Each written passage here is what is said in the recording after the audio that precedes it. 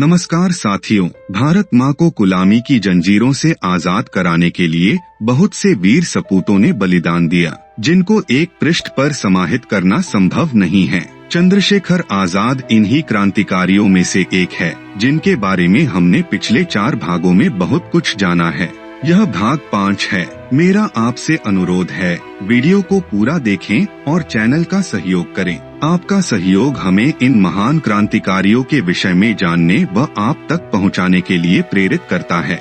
साथियों, जर्मनी के साथ होने वाले दूसरे महायुद्ध में भारत के लोगों ने अंग्रेजों का भरपूर साथ दिया। अंग्रेज युद्ध जीत गए। अंग्रेजों ने भारत को कुछ स्वतंत्रता देने का निश्चय किया। अंग्रेज सरकार ने घोषणा किया कि जल्द ही एक कमीशन भारत की यात्रा करेगा और तय करेगा कि भारतवासियों को क्या मिलना चाहिए। इस घोषणा में यह भी कहा गया, इस कमीशन में आधे भारतीय सदस्य लिए जाएंगे।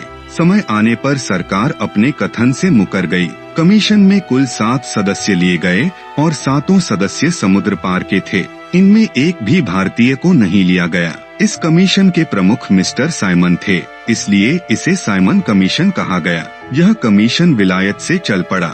हमारे नेताओं ने इस कमीशन का विरोध करने का निश्चय किया। नगर नगर में इस कमीशन का विरोध किया गया। भारतवर्ष के बड़े बड़े नगरों से होता हुआ यह कमीशन पंजाब की राजधानी लाहौर की तरफ बढ़ा। एक तरफ तो सरकार के पिट्ठू स्वागत के लिए लाहौर स्टेशन जा रहे थे, तथा दूसरे ओर असंख्य नवयुवक हाथ में काली झंडियां लिए पंजाब केसरी लाला लाजपत राय के पीछे साइमन कमीशन वापस जाओ के नारों के साथ आगे बढ़ रहे थे। पुलिस ने उमड़ती हुई भीड़ को आगे बढ़ने से रोक दिया और उसे तितर बितर होने को कहा। जब पुलिस के बार बार चेताने के बाद भी लोग नहीं हटे, तो उन्होंने निहत्थे लोगों पर लाठियां बरसानी शुरू कर दी।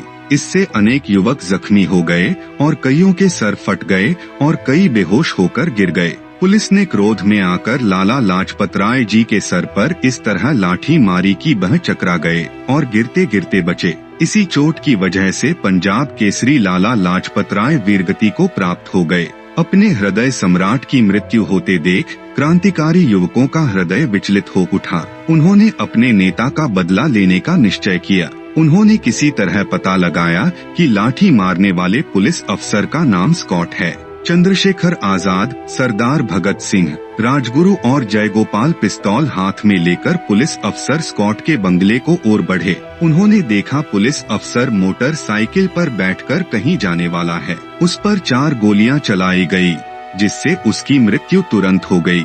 यह देख उनके साथ रहने वाला एक चपरासी आगे बढ़ा और इन युवकों की ओर लपका। इन्होंने उससे इशारे से कहा, रुक जाओ वरना मारे जाओगे। उसके न मानने पर चंद्रशेखर आजाद ने उसे भी गोली मार दी। बाद में पता चला जिस पुलिस अफसर की हत्या हुई थी वह स्कॉट नहीं थे, बल्कि उनके सहायक सैंडर्स थे। थोड़ी ही देर में सारे नगर में पुलिस फैल गई। पुलिस वालों को संदेह था कि कहीं क्रांतिकारी DAV कॉलेज में ना छिपे हों, क्योंकि वह बंगले से बेहद करीब था। पुलिस ने कॉलेज को चारों तरफ से घेर लिया और कॉलेज का चप्पा चप्पा छान मारा, परंतु वहां उन्हें कुछ हाथ न लगा।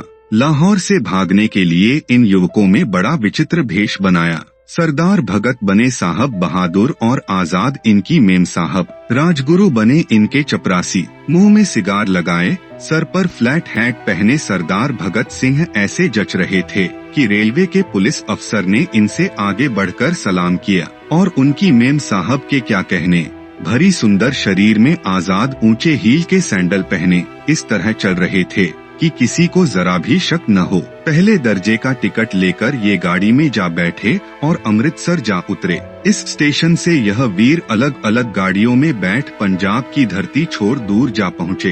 पुलिस लाख सर पटक कर रह गई पर उन्हें पकड़ न सकी।